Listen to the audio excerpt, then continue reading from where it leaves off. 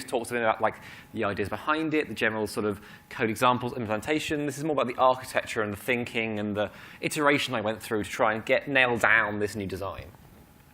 Also worth mentioning, I work for Eventbrite, who have very graciously sent me here. We are, of course, hiring. Hello. We have a new office in Melbourne starting up too. So if you're in Melbourne or consider moving there, please come and talk to me or Simon down here at some point. We'd be happy to talk to you. But yes, migrations, they are pretty good. This is my professional opinion after sort of 7 years of doing them. But the problem was, of course, that South was very much outliving its usefulness. South is a 7-year-old design from when I was a much more junior developer. It has some key design issues that I had to sort of overcome and work around. And by the end of it, like Django had moved so far in those intervening 7 years that the solution was almost unworkable. And so I had to basically sort of sit down and work out what had gone wrong, what needed to be fixed, and how to go about that. Like, what can I take from South? What can I take, the lessons learned, the things that worked, the things that didn't, and move them across? And so I came up with a sort of initial plan. I said, OK, what we'll do, and this is about sort of 2011, I think, circa 2011, 2012, I had this plan. We'll have Django, and we'll take Django, and we'll give it this nice abstraction over schema changes. So like the ORM abstracts over changing data. Oh, we go. I need to make sure, but lesson for everybody, never ever have your internet on during a presentation. There we go. Where are we? Right, sorry about that. As I was saying, so I had this initial plan. We had Django abstracting of the schema changes, like we did with the ORM, and we would abstract. So we would sort of change the ORMs, have all the right hooks, because like South has a module south.hacks, if you look at the source code. .hacks is where all the horrible things like changing apps at runtime and stuff lives in South. So it's like, well, we'll have that stuff done properly in Django. Then we'll have a separate South 2 that has all the nice stuff and a better user interface and better migration formats and all this stuff. And I was thinking about this and talking with other core developers, and people were just saying, like, why make this separate? Like, while Django is on a general run to try and make core not too fat, migrations are such a key thing. Everyone basically uses South. They should probably be part of core. And so we had this revised plan. We said, OK, how about we just have this thing where Django has migrations built in, so it's moving over all that stuff in. Then we have a backport of the new migration format to the old version of Django called South 2. So you can ship the new migration format with your new applications, and then if your users are still on 1.4, 1.5, they can still use the format. And this was the plan as of around, let's say 3-4 months ago. And then I tried writing South 2, and it's almost impossible. As you'll see, some of the features in the new migrations are very reliant on new parts of Django that came in 1.7 as well. And there's so much extra work that the revised plan is there's nothing there. So South has received one final version upgrade, which allows it to coexist with Django 1.7, not running inside it, but it will now look for a separate named directory of migrations. So you can ship 2 sets with an application. It will just work by default. This is the best sort of general thing we can come up with, because otherwise it would just be, it's too much work at that point, really. And so how this new stuff is laid out is very interesting. So I tried to keep that sort of initial separation. If you look back here, there's this separation of concerns. Like, there's schema stuff on one side and the actual implementation on the other side. So I tried to keep the same kind of thing. So we have this part of Django that is the schema changes. It's the schema editor, which is the abstraction I talked about earlier. Field deconstruction, which is a way of making fields tell you how do you remake yourself. So like, if I have a field instance, I can say deconstruct says, hello, I'm a char field with max length 255, and you reconstruct me this way, because fields aren't properly introspectable otherwise. And also, we have this new thing on models, where you can assign models to individual versions or sort of apps registries. So what this means is you can have several different versions of a model in Django at once. So I can have all the historical versions sitting next to each other and pick the right one based on my context. I also have migration stuff. Migrations is, of course, the more complex part of this. Operations here are the sort of abstracted concepts of like, what do you do? Like things like create model or add field or rename field and things like that. They're sort of a general sort of data container almost. The loader and the graph are this sort of, the graph is literally a graph of dependencies, and the loader is the thing that reads the file system, it reads the database, it works out what's going on, it sort of swaps things in and out based on swappable models, and squashing, all that kind of stuff, and gives the rest of the code base here. We have these migrations, these are the dependencies, and then you can say, I want to run this one. It gives you a dependency list of you should run all of these in order, in this exact order, and then you can work out what to do. The executor works out what to do. You give it a plan of migrations, and it goes, OK, here's the migrations. It sort of sees if they've been done and runs if they haven't been done, all that kind of stuff. I'll go through the actual way this works in a second as well, this sort of overview. The author detector is arguably the most complex part of the Django migrations framework. This is the thing that takes an existing migration state, your current project state, and says, how do you get from A to B? Like, if we see no models here and 4 models here, it's very obvious. You add 4 models. But if it looks like one model's been changed and you might have renamed a field and you've changed one of the ordering options and you've done all and it has to go through and work out all this stuff. Ooh. It's a problem with long slides. Oh, dear. There we are. And has to do all this stuff, and then has to sort of work out the right dependency order. Because, of course, at some point, you can't make a foreign key before the model it lives on, or the model it points to have been created. So you've got all these different dependencies. The optimizer takes a big list of migrations and shrinks them down. So it knows, for example, that if you have create model and add field, it can collapse that into one create model, because they're the same. It knows if you have create model, delete model, it can collapse it to nothing, and all these different optimizations. And then finally, state is this thing where you can do representations and work on the ORM without actually having models around. It's a way of doing very quick iteration and sort of doing changes, which you'll see in a second. But the way this generally works, and this is a slightly confusing flowchart, but I'll go through it. So when you run make migrations, the first thing that happens is the auto detector goes, OK, we've been told to detect changes. And so auto detector gets fed the current state of your project, which is very easily taken from your models.py file. And it gets fed the latest migration state, which is just part of Django. You can say, give me the state, it happens. And in fact, this left-hand column here is the auto goes, OK, I need this latest state. It asks the loader, can I have the state? The loader goes, OK, and then asks state, I have all these operations, and can you apply them in memory and work out what the state of the project is? And so this happens. That's great. It has this thing. The second part, getting that project state, auto asks state and says, hello, state, can you give me a copy of yourself from the live models? And so the state class goes and looks at the live models, and it deconstructs the fields, and it looks at all the model options, and it takes all those things and makes these sort of dictionaries and representations of what that means in memory. And then with these two sets of things that are basically the same format, they're both in states, the auto detector can then take those two and diff them. It has a whole load of rules for like, OK, we're going to get the different sets of different model names and do like set subtraction to work at added models, and then set intersection, and then work out what's been changed from that. And there's a whole load of rules in there. But the idea is that it goes through, crunches through all these differences, and then at the end of it, what it spits out is a very long and verbose list of migrations operations. In particular, it always splits out foreign keys from create models. It always splits out a few other things. And then it's the optimizer's job, that for there, to take this very verbose list and try and collapse it down as far as possible. So generally, in Django, if you add a couple of models, you'll see it just has 3 operations called create model. Internally, it's probably made 9 or 10. And the optimizer has come through and shrunk them all down to nothing as part, or 3 as part of that process. But what this means is that we can have individual dependencies on those operations. So, sorry about this. So as you sort of do those individual operations, we can declare that, OK, making a foreign key depends on these 2 models being created. Deleting a model depends on making sure the model hasn't been deleted first. And like the code in there works out all this stuff and works out what to do and makes sure that at the end of the day, your dependencies on your overall migrations are being done correctly. Even more importantly, that's better.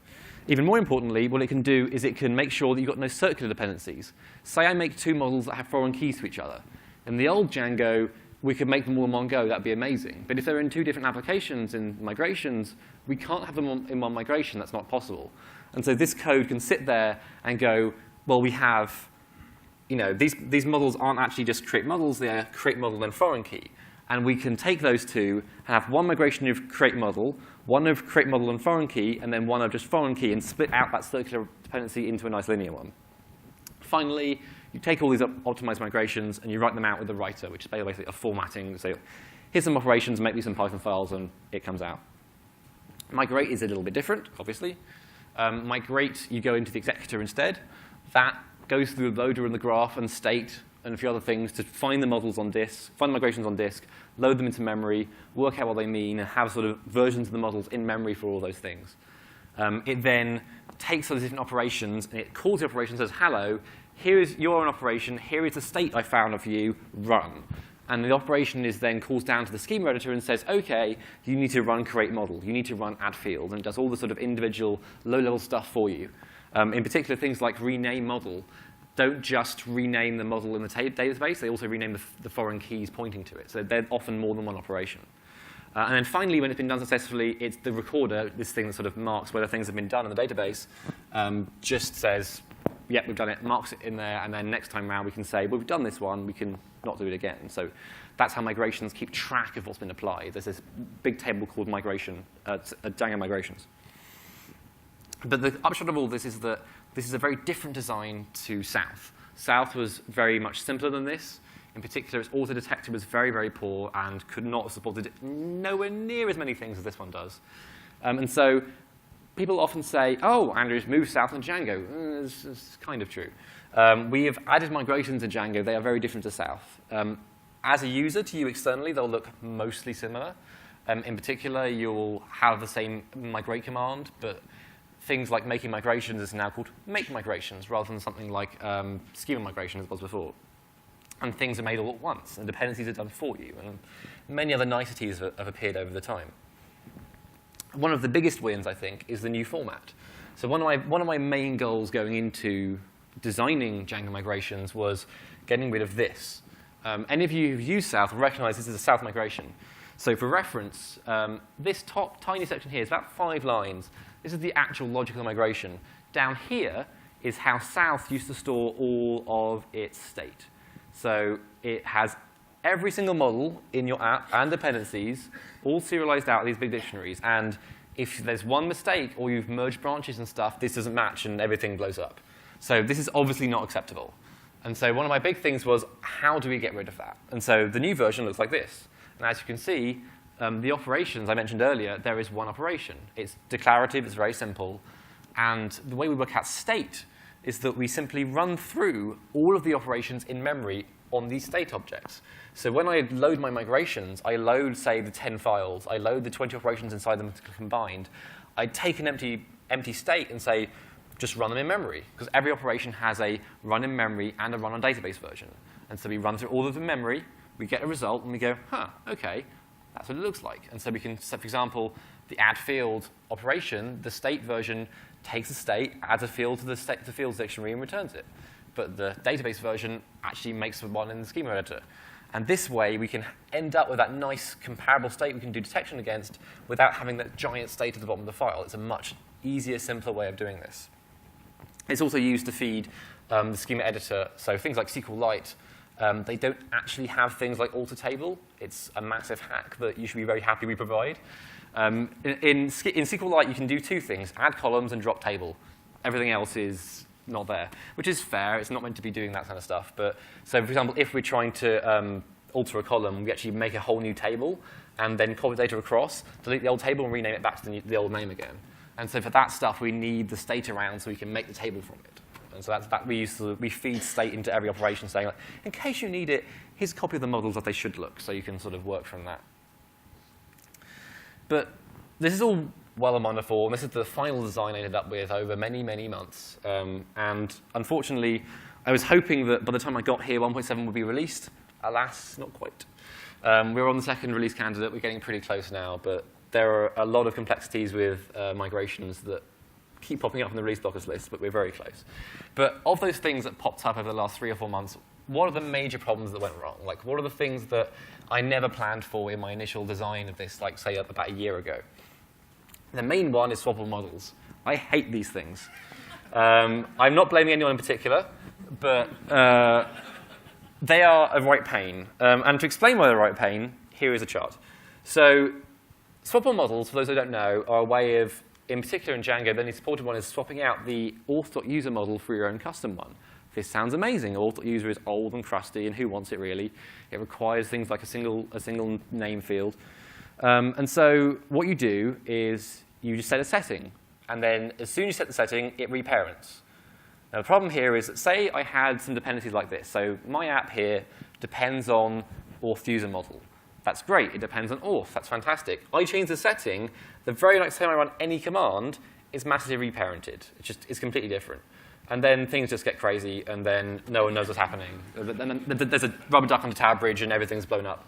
The problem is you can't tell at runtime what's going to be depending on what. Like, it's this magical setting changes everything. And particularly if you change it when you've applied migrations, we can't tell what's happened. There's no comparative old state. We can't say, you've changed it, let's change the foreign keys, nothing happens. And so all the bugs here are like, I changed this and it blew up and whatever. And also the foreign keys don't look proper. In the end, we've solved it. But there is one caveat. You cannot change auth user model during migrations. You couldn't anyway before in Django. But changing auth user model requires you still to manually repoint every foreign key because it's really not feasible to do the other thing. I'm sorry about that, but it's just the way it has to happen if you want to release in this century. Unmigrated app's another one. This is fun. So this cropped up only 2 months ago, actually. What happens is people have apps with migrations and apps without migrations. We support this. There's 2 different choices in Django 1.7. If you've not got migrations, it runs the old syncdb code behind the scenes, which will go away in 3 releases time, but it's still there. And people had foreign keys from A, which is migrated, to B, which is unmigrated, to C, which is migrated. That's fine, but it's not really. Because B exists outside of dependencies. There's no way of telling. B is a black box to migrations. As far as it knows, B, like all it can do is ensure that B is syncdb before migrations are run. So in particular, if B depends on a migration app, well, B gets run first. B can't make foreign keys tables that don't exist yet. And so you have this horrible thing where you can't actually depend on migrated apps from unmigrated apps. And this was fine until we put migrations into all of Django contrib. So Django contrib auth and comments and sessions and other things are now all have migrations. Unfortunately, the fix to this was to tell everybody to put migrations in their apps. Sorry about that, but that's how it has to happen. Not having migrations is deprecated anyway. It's on a three release cycle, but this is one thing to look out for that we couldn't fix quite in time. Test persistence. Now, this is fun. This wouldn't be a problem except for MySQL. So when you run tests, Django promises you that the data that you had after database creation, so initial data in the old version and data migrations in migrations, will be the same for every test. On Postgres and other sensible databases, this is great. We do transactions. We roll back the transactions. All is good. We start again. Fantastic. On my ISAM, there's no transactions because who wants those? They're slow and boring. And so what we used to do in Django is we used to take your database, drop all the tables, make them all again, rerun initial data. Sounds fantastic, right? It's not that bad. It's a little bit slow, but like a drop and create and reload is not too bad. But with migrations, you can't just reload data. You have to go through the entire migration stack again. There's no way of doing just individual parts of it. And so the hack we have for this is that when you run tests, we actually run all the migrations, serialize the results into an in-memory fixture, and then if you go on MySQL or you're running transaction test cases, we just reload that fixture we have in memory every time. If you're not running transaction test cases on MySQL, you'll never see this code. It won't impact you. But this is the thing we have to support people who are trying to do that stuff. There are also these wonderfully random meta options. I had forgotten half of these existed, which was a big problem when people tried to use them in migrations. In particular, order with respect to, I was like, wait, we have that. I haven't seen that for like 6 years. But all these random options in the meta class of models change database tables. Like this adds a field. Most people here probably never used it, but it adds a field called _order and does things automatically. And so we had to go through and work out new operations for all this stuff. Like if you change different things, how does it affect stuff? If you change index together, for example, we have to make new indexes. And all this kind of working through the long tail of features in Django, getting this stuff working and polished off. Proxy models, also not great. Because they look like normal models. They don't have a database. So I thought, right, proxy models, we'll just ignore them for migrations. All's good in the world, except, of course, people want to use them for data migrations, and they're actually quite useful for code and things. And so we had a whole new set of things for making proxy models and not doing, like you have to work out if it's a proxy model and say, well, we shouldn't do this on it and ignore it. And there's all these ifs, like if it's a proxy, don't do anything. Otherwise, do all the things. So that was a long, involved process. But we're close. Django 1.7 is getting very, very close to done. There's one blocker left, at least there was last night. Hopefully there's not more at this point. And we are 2 RCs in. We're looking very stable. The polish is very high on this one. Like, we could have just released it, but Django has a commitment to quality and quality control. And so it's important to me in particular and the rest of the core team that we have a good quality release. So hopefully, Django 1.7 coming to a server near you very soon. Look out for announcements. And please test the RCs. We'd rather release with no bugs than release with a bug, even if it delays it a little bit. But yeah, thank you very much.